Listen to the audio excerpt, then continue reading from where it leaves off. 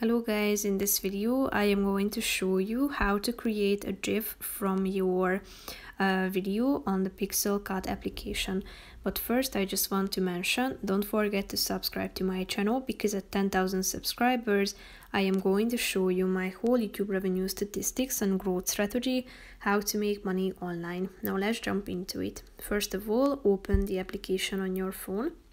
After that, tap on the Create button down below on the left side corner of the screen and click on the All button in the middle of the screen. After that, you should scroll down to the Video Tools section, and within this section you can see this Video to GIF button. Tap on it and then you should select your video from your phone's gallery. Tap on Choose. Your video is being compressed. Hello guys. And here tap on the Save GIF button. So you should trim your video to that relevant part that you would like to make as a GIF, and then click on the Save GIF button. So that's pretty much it for this video, guys. See you in the next one. Bye bye.